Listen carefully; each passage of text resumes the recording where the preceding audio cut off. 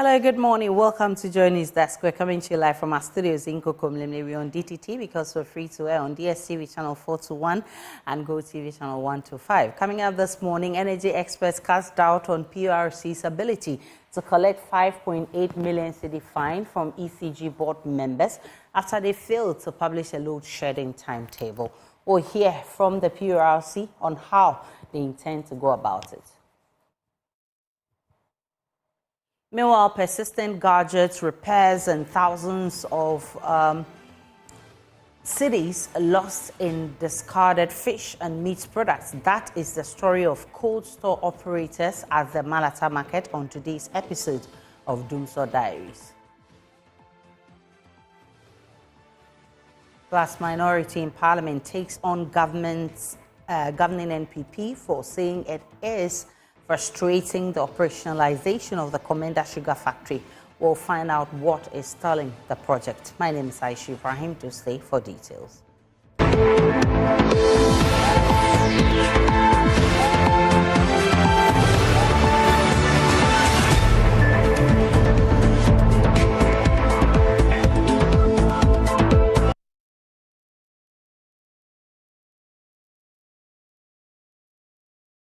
There's no doubt that PURC can enforce the 5.8 million cedi fine imposed on ECG board members for failing to schedule a load shedding timetable to mitigate the impact of recent power outages.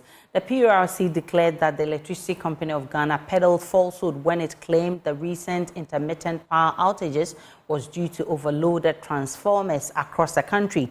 The ECG has always insisted the recent power outages is not Dumso but challenges with faulty transformers, explaining they were on a nationwide drive to repair those transformers. But in its latest regulatory order directed at the ECG, PURC says its analysis of data submitted by the ECG itself points to the fact that only 3 planned outages were related to transformers, and the outages were actually as a result of load management operations undertaken by Gridco. Well, energy expert Dr. Steve Manteau is concerned political influence could frustrate the PURC's efforts in compelling the ECG board to fulfill its financial obligations. That decision. How are they going to collect that money? And I sincerely believe that the directors will not comply. Why do you say that? You see, the point I make is that there's a political twist to what is happening. And so I suspect that at some point, the powers that be will step in. Meanwhile, Executive Director of PURC, Ishmael Ejekumhene, says the PURC will ensure the ECG pays the fine imposed on it. We are hoping and we believe that once this is an order based on law, we are expecting that the utility or ECG would comply. If they don't, I believe the legal department will advise the commission appropriately. But at least some signal has been sent that you need to do what the law requires you to do. If you don't do that, the regulator would fall on whatever tools it has within its arsenal to ensure that you do the right thing. If you read the order that the commission issued, the basis of the computations are all in there, so it wasn't like off the cuff. So whether or not the quantum and the magnitude will lead them to react and respond to the order. If they feel that the money is too much and they wouldn't be able to pay, I believe we are waiting for their. Meanwhile, persistent gadget repairs and thousands of cedis lost in this discarded fish and meat products. That is the story of cold store operators as the erratic power supply continues to bite hard on businesses. Today, on our Duma Diaries, James Aveji takes us to the Malata market in Accra, where cold store operators count their losses, calling on government to produce a timetable on the outages. I'm here in the heart of Malata Market in Accra to explore the Duma Diary of operators of frozen food shops, your popular cold stores. In the buzzing business of buying and selling is the demand for frozen foods, fish, meat, and others. At least today, the lights are on in the market, But operators of these cold stores, just like you and I, have been battling a peculiar problem in the past few months. The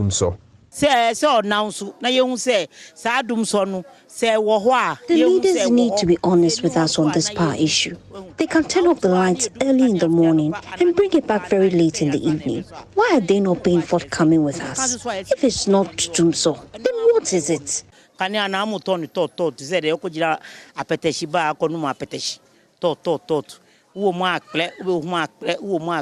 Chocho, one of the owners of the cold stores here, tells me on several occasions he has had to dispose of some products which went bad because of the unstable power supply. The cost of the fish has also gone up. The ones we used to buy for 100 cedis now sells for between 400 to 600 cedis. The moment the fish becomes tender, no one wants to buy them. We are usually left with no option than to dispose of the cold foods that have gone bad. We are pleading with government to resolve the power crisis. Another trader, Aja, says 3 weeks ago, when the Dumso became intense, tens of cartons of fish and meat products in his cold room went bad, running into loss of thousands of cedis. The last time I How many? What's the amount? Yes. Wow. You know, our chicken carton is 320. 20 cedis per one carton. The last time we threw about 10 boxes away. Yeah. And the fishes? The fish, the salmon to a carton is 1,030. 30 cedis. We threw about 4 or 5 away because of all it's melt and it's spoiled. Yeah. Did you have to, after that, what happens? You have to bear the cost, you move on, you buy new one, and then you start? That one, the constant. So far as that one is spoiled, we have to put different money into the business again. So we can't blame the government to come and give us any money now. So it's this thing. Another cost the coastal managers bear is the purchase of spare parts to repair their gadget, which now breaks down consistently due to the flickering power.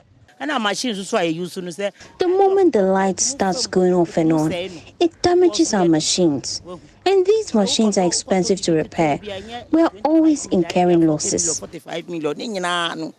At this point, I grew interest in why Chocho and Aja are unable to provide alternative power to protect their investment. Do you have generator you use for your... I do not have a generator as a backup because I sell at the market. It is an open space. The noise from the generator will disturb traders and customers. Not that we can't buy a generator, but where we are now, we don't have a space here to mount that generator at us now. But in the middle of all this, Aja says officials of the ECG have visited their shops to already inform them about a possible bill increment. How much approximately do you pay in a month? This is prepaid. This is prepaid? Yeah, and we can buy 1,500, 2,000. 1,500, 2,000 in a month? Yeah. For your prepaid? Yeah. But we've seen some communications that the ECG is asking for more increment on the bill. Yeah, it's true. They even came here. They came here? Yeah. Oh, okay. But our code room, if they break, we off it. In the even they on it, yeah. If they increase the bill, but there is no Dumso or light out, would you be willing to pay? Oh yeah. If there's no Dumso or light out, the business is going on. We can pay whatever we get. The two are united in the demand for a schedule to cut the loss. So no so obeya on now so ni obia hu say eye dum so na aba esan say first mama mre so no say dum so no wo ho hu na we de enye saa ukoka ayesin yesa ukina kwa ayesin yesa ubi so obi o say susu de bia dum so na wo ne haye ne sese namo sese niema nti mun kan kire ne say se epa no cho so num se dum so no wo ho a aya o maye hwana o nan so no man ni nyina nti ne hu se dum so no wo nti mun ma na so nti say se epa no. We are pleading with government to provide a Dumso timetable, as was done during John Mahama's regime. That's the least we can ask for. If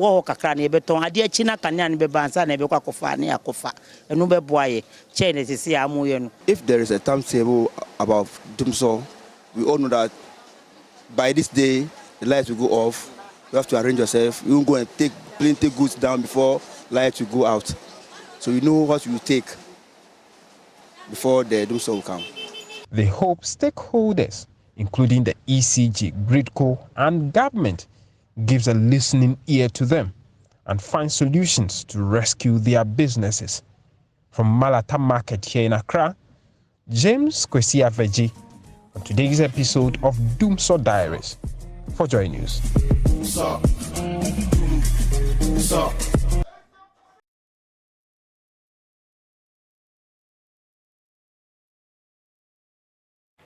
The Movement for Change and the National Interest Movement will later today officially join forces in a bid to oust the governing NPP and end the NPP-NDC duopoly. Alan Kwejo, Chairman Ting, and Dr. Abu Sakara Foster believe their union is what Ghana needs to progress. Deputy Communications Director for the Movement for Change will be throwing more light on this. But first, let's recap Alan Kwejo, Chairman Ting's visit to the Agunan Kwanta market, where he's promised to build an ultra-modern market for traders there. As his first visit to the Western region after forming his own party, the Movement for Change, his first stop on the day tour of some market centers in the region was at the Agunan Kwanta market, a major market in the Western region which serves patrons even beyond the Ahanta West municipality. Here, the flag bearer of the Movement for Change, Alan Kwejo Tremantin, promised to build an ultra-modern market when voted into power. He also re-echoed his pledge to establish a bank to assist them in accessing loans for their businesses. NPP-NDC, 32 years. Mota Naughty. Never by marketer. I am young. So super and to grade about the room. I told you come as a way my dominant pecam December 2024. Some go to Abba, the Baba will build a modern market. Oh, yeah, baby. I want to know our only problem here. What are they doing? Yabasha, Yasa, Yaya, Traders Bank, already. One banker, a bank, Yabba, Martina, Yasha, Wanda, what do I want bank? Mosa said, I shall be upper one banker, Motibiano, my should be also better. Another stop was at the Takrady.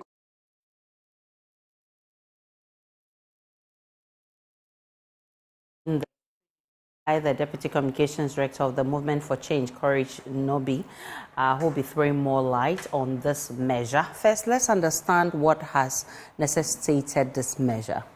Thank you very much, Aisha. Good to be back to your studios. Good to see you, Greetings Courage. to your lovely viewers. I think on this 25th of September, when Honorable Achomati put out his vision, bold vision to the country, and then his decision to go as an independent candidate, many people continue to identify with the vision that he has for the country. Many more people believe in his personality, his credibility, his integrity as the fundamental thing that is needed outside of the vision to be able to implement what you say you would do. Remember, we were told a lot of things that turn out to be a different story. And so because of that confidence, a lot of other political entities have come forward to team up with him, support his independent candidature, so that we can rescue this country from the NPP and the NDC, for a leadership that is backed by solid integrity, in order that we can put this country back on a good footing, that it will regain its respect in the Committee of Nations. Yes. Right. So You have been going around the country, your candidate has been doing that. Yeah. Now you want to merge with the movement for interest movement? National interest movement and other political entities. And other political entities. What difference will this make? Awesome. For any independent aspirant who really means to make a change, that person must get the buy-in of other minor political entities. And that is what will bolster it. If you remember, for the past 6 months, already we are being given between 7 to 10% at the polls. So if we have other political entities team up with us, I mean, it means more people, because they all come in with a following, but it also means that more legs on grounds, more boots on grounds to work, and also more brains, to work with. So it certainly is going to bolster the movement for change and our objective of changing the status quo. We want to break the duopoly, and this certainly comes in to put some wind in our sails towards making that happen. Let's talk about the transformational agenda that your leader has so much talked about, has so much preached wherever he goes. What really is this agenda, and how do all these other movements joining you tie into this agenda? Awesome. If you remember from 1992 till now, in the period where we have been doing this fourth Republican democracy, there's been 2 terms for the NDC, 2 terms for the NPP. Admittedly, there are some minor developments here and there, but you realize that it is not grand enough to change the fortunes of the country for the better. And that is what we talk about transformation. So it's a transformational agenda that is aimed at uplifting the people of Ghana from their current state of poverty to prosperity. So the administration will be focused on making sure that every Ghanaian, no matter your creed, no matter your religion, no matter where you're born from, you have opportunities to be able to thrive and to become to achieve the God-given potential that is given you. And also that will see Ghana become the central hub for serving the West African sub-region. And it is in line with that as he tours the nation, he stated that every region in Ghana must be given a focus for its development. That is why he says that Greater Accra will host the Freeport Enclave, in addition to being the seat of government. And then the Volta region will be the hub for skills development. If you remember, 6 automobile companies are assembling cars here in Ghana. He's talked about component manufacturing. You need skilled labor force to work there. They've made Ghana the headquarters for their West Africa operations. So they need skilled labor force. Other entities that are setting up in the sub-region will need skilled labor force. So the Volta region will be the hub for developing that. You go to the Eastern region, you need solid scientific research and innovation to aid industry. So the Eastern region will host that. Then you need to have access to financial services. So the Central region, which is strategically positioned between the Greater Accra region and the Western region, will serve that purpose, so that in addition to its tourism potential, which will be developed, it will also be the hub for financial services. Then in the Western region, which houses our oil resources and other minerals, he says, let's build an oil and gas hub here, petrochemical industry that will employ the teeming majority of Ghanaians, and even especially within the sub-region. And then to that, he says, let's have a mineral refinery industry as well. Because when you continue with this gorgeous bed economy where you ship out raw materials, you are shipping out your jobs. Alan's solution is that let us industrialize. Let's build an industrial enclave in Ghana so that we can produce jobs for our people to be employed, so that they can make decent earnings, to live decent lives, take care of their families themselves, and to put up some property for the future. So at what time today is this measure happening? The program begins at 1 p.m. All the other parties that will be named today, with about 5 or 6 parties that will be named, will be present. You have the supporters of both these other entities and the Movement for Change who will be there at the UPSA auditorium. And together we are going to now form what we call the Alliance for Revolutionary Change. What Alan Martin has done is to provide an avenue for a revolution that is not violent. That is not violent, because many people have challenges with the duopoly, with the NPP and the NDC. It's as though if you vote for NPP or NDC, your destination is two places, Dumso and IMF. And Ghanaians do not want that. But how do you change that? You need an avenue. In other spaces, it's been coups and other violent forms. What Alan has done is to provide an avenue of peaceful change. And that is why all these entities are coming on board. So the Alliance for Revolutionary Change is a broad name. However, going into the elections, they've all agreed that Alan will be the candidate, the Afro-Franto will be the symbol, and Movement for Change will be the flagging brand that we would use. But this is the name for the alliance. In the era of running mates, you're going to choose one of them as your running mates, possibly Abu Sakara? Well, that conversation is yet to go on. There were some conversations ongoing before the alliance was secure. Now that the alliance has come up, it means that there are more parties to the table. So it will continue. We'll continue to have that conversation. And trust me, we'll give you the best person who complements the capacity and personality of Alan Kyerematen going into the election, so that yourself and all other Ghanaians will have more confidence and more reason to vote for the Afro-Franto. But what's your trump card? I mean, you listen to flag bearer of the NDC, John Mahama. He talks about a 24-hour economy. You listen to Baumia. He talks about digitalization, industrialization. I mean, why should I choose Alan Kyerematen over these two people with these messages? Thank you very much. Alan Kyerematen is coming to create what we call the jobs and cash economy. Everything is about jobs. Jobs so that you can get cash. Many people are unemployed, so they don't have money. If you check the current state of our economy, a lot of people are in extreme poverty and they're suffering. So the first priority of Alan is to create jobs. And that's why he is advocating for all these centers of excellence. But that aside, his track record in government under President Kufuor and under President Kufuor is the reason why Ghanaians have confidence in him. That he is a proven performer. When given any appointment at any point in time, given control of any national asset, he's able to turn it into a profitable venture. And he's able to create space for private sector to thrive. And that's the most important thing. For all these automobile companies that are in Ghana, the government did not spend a dime. Alan says that the most important tool of a government is policy. When he put in place the right policies, they have come. They've set up companies and they're employing Ghanaians. So that is the trump card for him. Policy, policy, policy. But he's got the credibility to do what he's saying he will do. And that's the difference between Alan Kyerematen and all the other candidates. We've seen former President Mahama before. The verdict of the Ghanaian people on him is that he's incompetent and does not deserve to be given the helms of affairs. And that is why Ghanaians went to the polls and overwhelmingly rejected his administration.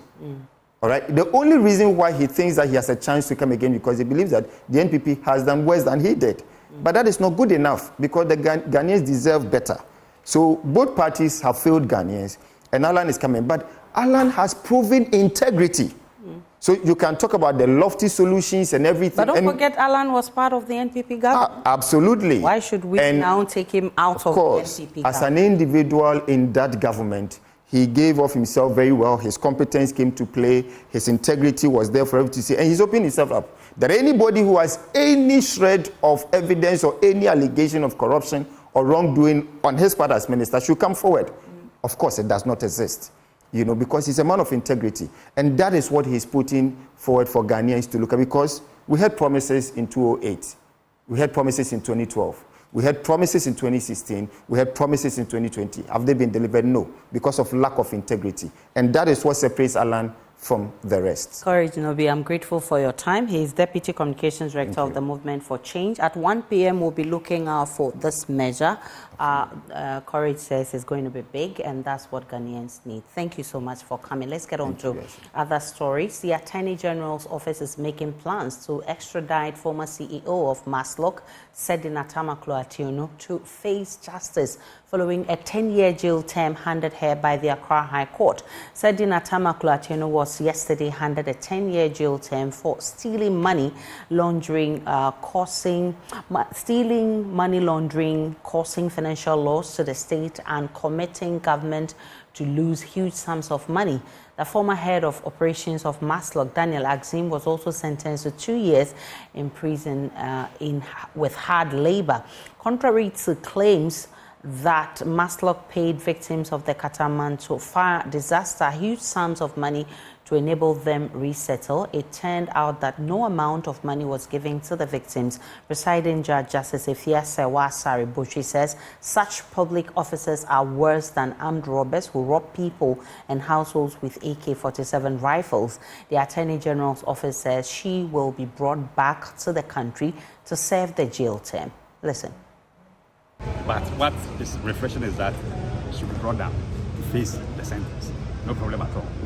Has the process begun already, or you're not going to? We've started the process, and with this judgment, that's going to speed up the process. And you know, Ghana, we have various laws. You can choose to stay away.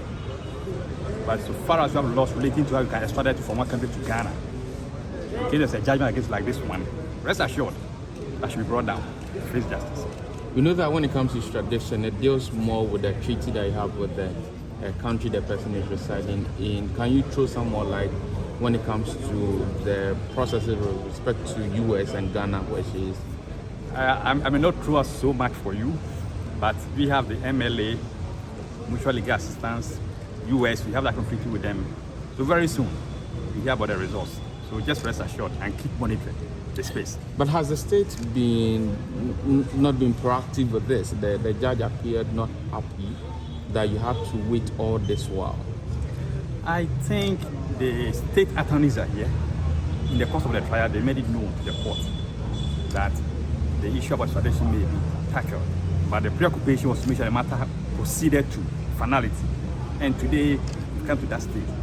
And so we're going to take that next step. When it comes to extradition, sometimes you start and have some kind of problems, blocks. The person may choose to appeal and all manner of things, but this is the situation where we have final judgment. It's not as if you are being brought here to be tried, but you can raise all the defense out there that maybe they are going to persecute or whatever, but it's a judgment. And so that's why I said, you hold on. Very soon she'll be brought down to Ghana to face justice. What we say to those who say Mr. Azim has been treated unfairly? I mean, from the traces of money, it's just 20,000 cedis that he received, and that was even a gift. It matters not. It can be 1 cedi. Was it properly received? This one is a form of advice and caution to all public office holders that when it comes to monetary matters, you must be very, very careful. You may want to say you receive only 20,000 Ghana cedis as a gift. Were you supposed to receive that money? What was that money meant for? Were you the one who issued the vouchers, as the court said? So this judgment, I recommend that those of us in public office must procure copies and then read so that we know our responsibilities. Because today, you may think that you've not been caught. When you are caught, definitely the law will deal with you as you had it today. In fact, prosecution was, as it were, advocating for maximum punishment in relation to the sentencing. If you look at the sentencing that was handed down by the court, are you satisfied with that? 10 years is reasonable in the circumstance. I'm not going to quarrel about it for now, but we'll take the full judgment and read. But 10 years is something that's reasonable in the circumstance. But if need be, that there's a need for an enhancement, why not? But at the moment, from what we've listened to and what we've learned from the judgment, 10 years is reasonable. And the other accused person also had 5 years cumulatively. So let's see what happens. The state has been advised to issue forfeiture proceedings. How is the state taking this up? We are going to follow it up. Any property that the first accused person has within the jurisdiction or outside jurisdiction, if you get hold of it, we are going to pursue that property and get the money for the state. By way of clarity, the court says the judgment should be should take place concurrently. Does that apply to the fines? No, the fines are separate. And if you listen to the judge, some of them he had sentences and a fine. So it means that the fines are in addition to the sentences. So we'll look at it carefully and they will be able to address you on the specifics. Thank you very much.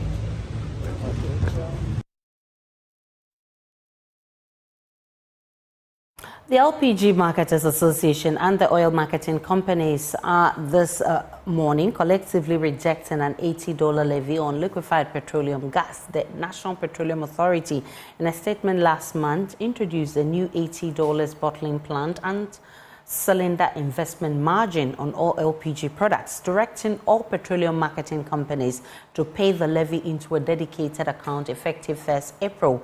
But OMCs and LPG Marketers Association are rejecting the new levy, describing it as insensitive. Listen to Deputy CEO of the association on PM Express last night. I went into a meeting, an informal meeting with his boss, Perry, and they made mention of this. But at that meeting, I told them that, look, we shouldn't do anything to increase the price of LPG because already the consumption of LPG is on the decline. And he assured me that, we are even working with the ministry, the Ministry of Finance, the new minister, to try and see how we can even take off the taxes from LPG. So my mind was that, okay, we were going to, even if we want to factor in all these things, we are going to work at reducing the taxes already existing on the product. But that was not done. 2 weeks after, all that we heard was that $80 per ton has been slapped on the product. And that has really, really, really shot up the pump price of LPG. You're already reflecting this at the pump? It's reflecting on our sales. This morning, our research team tried to put together the consumption for the first half of April. Because you began this on the 1st of April. Exactly, and the figures we are getting is alarming. It's alarming. And like I always say, this is a product government intentionally wants to promote. I mean, at least according to government, that is what he wants to do. But government actions are not in sync. Do you accept this explanation that margins are a standard practice in your business? And so if the guy is coming in to set up and is bottling, he deserves that margin, and that's why this has been introduced. Perfect. We have our margins. So allow the guy, it's investment. Let the guy come in and do his investment and then factor in his margin. Allow the forces of demand and supply, market forces, to be at play. Don't be the one collecting money and giving to creating a fund, depositing money in there, and using that money to support private investors. We think that is not the way to go. The National Petroleum Authority has been responding to their concerns. Abbas Ibrahim Tasunti is head of economic regulations at the National Petroleum Authority. Saying that we're collecting money and giving it to them, it's not correct. It's not correct in the sense that, like I said, the bottling plant margin and the cylinder investment margin of $80, there are two figures in there. The $44 is going to be part of the bottling plant company's price. So you know the bottling plant companies are going to fill and then sell to the LPG marketing companies. So the price at which they will sell to the LPG marketing companies will have the $44, which is their margin. So that will be in their price. You are not going to collect and give back to them. Now, when it comes to the cylinder purchase and injection as part of the CRM, after several engagements, it was clear that because the cylinders are not going to be owned by the bottling plant, this is more like a gas fund has been created. This gas fund is basically to ensure that the injection of cylinders is financed from this gas fund. So the $36, which I mentioned is a cylinder investment margin, goes into that account. So as Gabi said, there's an account that's a gas account, the gas fund, which will be, the money to be collected into terms of the cylinder investment margin. Now, because it's $80 per metric ton imposed on the price of LPG, I think like Gabi rightly said, when you take the price of LPG and this $80 is imposed, not all the LPG goes to the bottling plant. So for the importers who are selling the LPG and this $80 is part of their price, remember that this $80 has gone to Parliament. The justification has been made for why it is important. And Parliament has passed this for it to be charged on the price of LPG. So every LPG imported and sold to the LPG marketing companies, whether for the regular retail or through the bottling plant, has this $80. So it is not money being collected and we paying back to the bottling plants. When they sell, their price that they sell to the LPG marketing companies, the $44 that's part, is their margin and it is retained with them. Okay. So basically that's what it is. The minority in Parliament is asking government not to blame it for the non-operationalization of the Commander Sugar Factory. The factory has been redundant, with many Ghanaians asking government to revive it. Works and Housing Minister Kojo Oppong-Nkrumah, in an address to traditional authorities at Commander, blamed the minority for the delay in start of work. Zakora Obaka Obehianye there.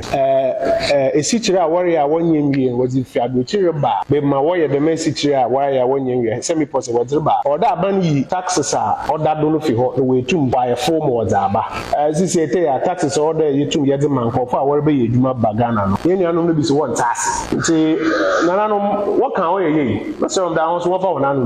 Them tax waivers order Yedzama, now raw materials are Yedzabay, factory where Duma commander man. Parliament, Yevena, Yedzamano. Yankadena, Naids or Yaza, when you order a parliament to me. For man to be mine. Now, here you know what's 1,000. 1,000. Now, you told me on us, Ahana, Munia, Penny Kitcha, Money, and Krata, the one for them, a city 1 year and one from Ra, Mbogu factory, was Abana, Finzamasu to me, Fianca Kanka. Tana, but was it? Yenny hen, Penny waiting candy, the marking Suyati.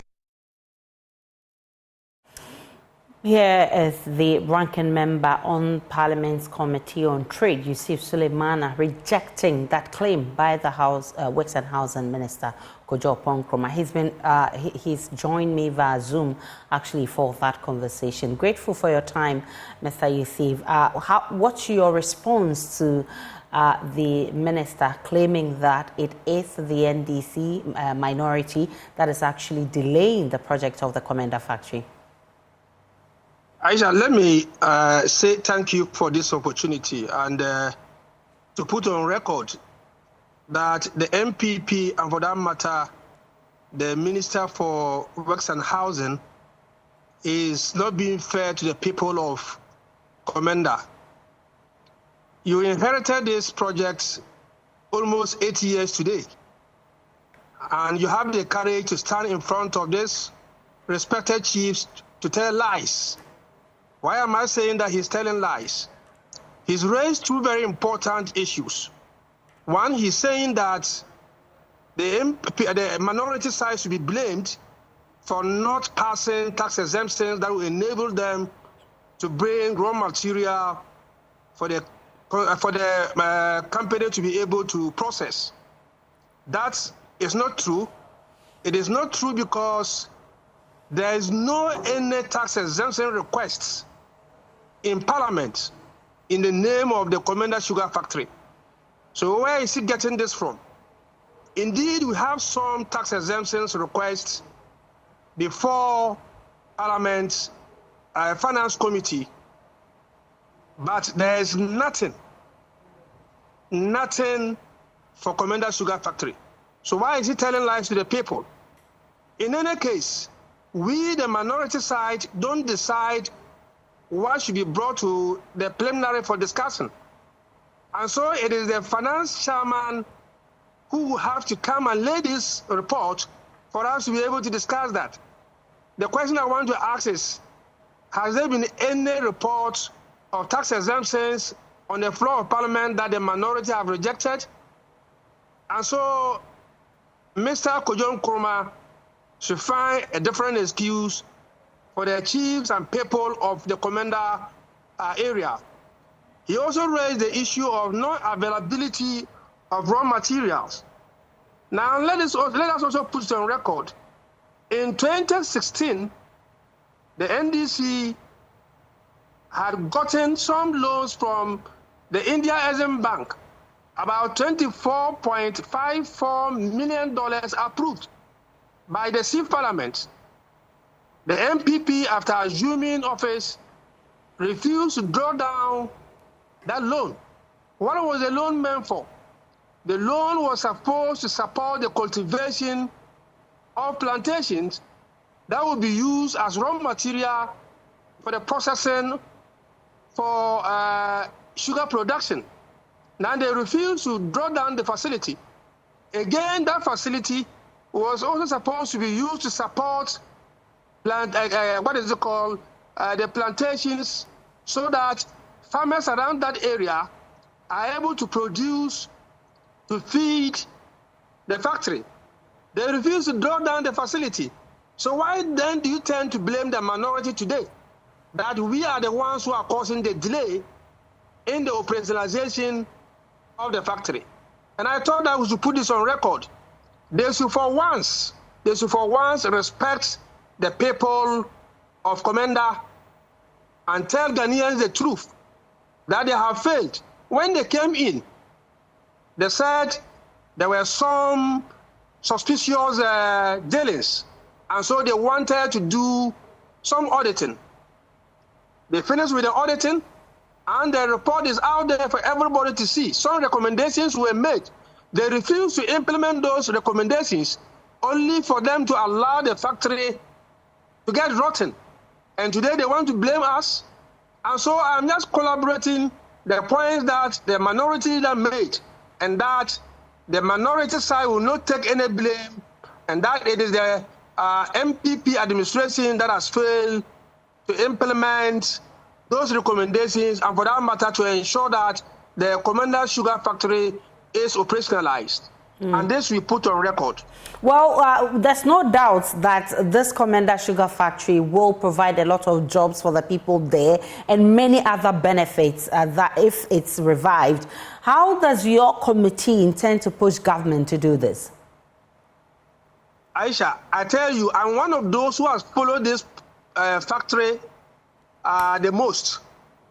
I can count not less than 14 questions that are put to the Minister of Trade with respect to only Commander Sugar Factory. And there have been promises upon promises until today. And as I speak to you, go and take the 2022 budget, 2023 budget, nothing is said about Commander Sugar Factory in those budgets. And I have continuously asked the Minister of Trade and Industry the status of this factory. And he's unable to tell us, give us any tangible reasons. The only solution is that they have no any solution to operationalize this factory. The only people who can operationalize it is the NDC.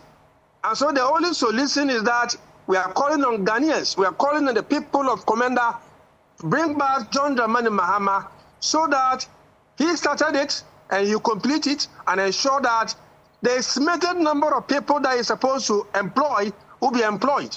And so that's the way forward.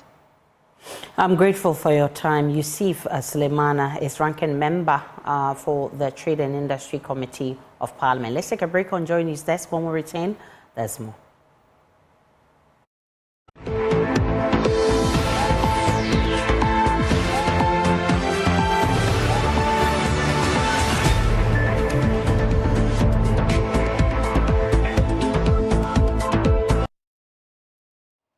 Hi, good morning. Welcome to Business. My name is Darryl Kwao. The Leshego Ghana Savings and Loans PLC has successfully listed its latest bond on the Ghana Stock Exchange to the value of 100 million cedis. This is the first issuance under the Inclusive Finance Brand's expanded 500 million Ghana cedi medium-term note program, demonstrating the company's commitment to supporting the growth of the local capital markets whilst diversifying its funding base by accessing local capital and investors. Here's more in this report. Despite challenging macroeconomic conditions characterized by a relatively high interest rate environment, Leshego Ghana's bond garnered an impressive response from a diverse pool of investors, including banks, pension funds, asset managers, and insurance schemes. The issuance secured approximately 94 bids, with around 16% from new investors. Commenting on the bond issuance, Country Chief Executive Officer of Leshego, Ni Amankra Tete, noted that the successful funding round is a testament to the confidence and trust placed in the Leshego Ghana brand by investors. In a time like this, where you've got your inflation up, interest rates up, and the macros are a little challenging. What this means for us is that we can get funding that makes a little bit more sense, which we can put into our business operations and allow us to also lend at more reasonable rates than we would have at the current rates that are in the market. So programs like this definitely help us bring our interest rates closer to what is reasonable. And that's fantastic for us. So programs like this are really important for the financial services space, especially in the savings and loans markets. On her part, the managing director of the Ghana Stock Exchange, Abna Amwa, encouraged businesses to look beyond the current challenges in the economy and raise funds from the stock exchange. Leshego was actually able to borrow money cheaper than government of Ghana rates on T-bills, and that is important for us. Our companies should be able to have capital at affordable rates that ensures they are able to provide the goods and services and create jobs that we all need. Now, as part of efforts to achieve a green economy, stakeholders in the electronic waste management sector are calling for an integrated e-waste management scheme. According to them, the scheme will ensure the proper disposal of e-waste by ensuring an effective waste collection and recycling system. There's more in this report. The Africa Environmental Health and Pollution Management Program aims to highlight environmental and health risks associated with the improper disposal of electronic waste. It also hopes to develop sustainable management solutions to curb the menace of e-waste. Speaking at a workshop to create awareness on the operational mechanisms of the National Integrated E-Waste Management Scheme, Larry Koto, project coordinator, noted that the scheme will also streamline roles of stakeholders. It has to do with the different actors, how they can all work together. Ghana, we have the formal and informal sector playing a role in terms of collection and management of electronic waste. But we also have generators of these waste, which is households, commercial and private sector. These are people who also, or institutions that also generate a lot of these waste. But we need to integrate them in a way that whatever waste is generated from the generation side is transitioned into formal recycling. And that's where we have the collectors, the dismantling facilities, all the way to the disposal facilities. And we are integrating them in such a way that the materials that are collected from the generation point is moved gradually into the formal recycling. The collection of the Eco Levy began after the launch of the Hazardous and Electronic Waste Management Act 917 in 2018. The levy adds to the e-waste fund, which will aid in the full implementation of the act. As part of the regulatory framework, there's a concept of the extended producer responsibility. And that concept has to do with somebody who needs to be responsible for not just putting the product on the market, but when the product reaches its end of life, there's somebody who is supposed to be responsible, both financially and also putting in the infrastructure. As we speak today, all electronic items that enter the ports pay this eco levy, which that's how we call it. And this goes into a fund which is used for management of the waste when they reach their end of life. Alex Dodu, a participant at the workshop, shares his concerns. It's a very good and a laudable thing. But of course, how will the Ghanaian also be satisfied that the fund that has been set is going to be put to the right use? When it comes to the disbursement, what criteria will be used for the disbursement? And also, when it comes to auditing it, what are the legalities, surrounding the whole thing? So it's something that we need to look at. The Africa Environmental Health and Pollution Management Program is spearheaded by the Environmental Protection Agency with support from the World Bank.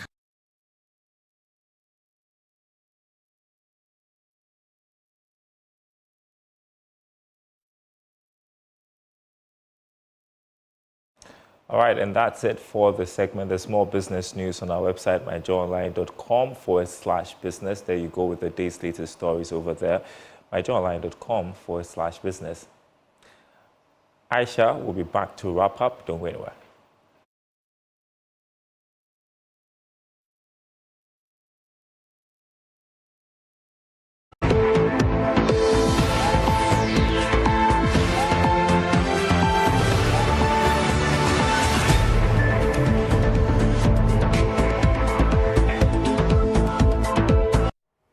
And that's how I wrap up the bulletin this morning. My name is Aisha Ibrahim. Log on to myjoyonline.com. There's more of the news and updates of all the developing stories. Do enjoy the rest of our programs.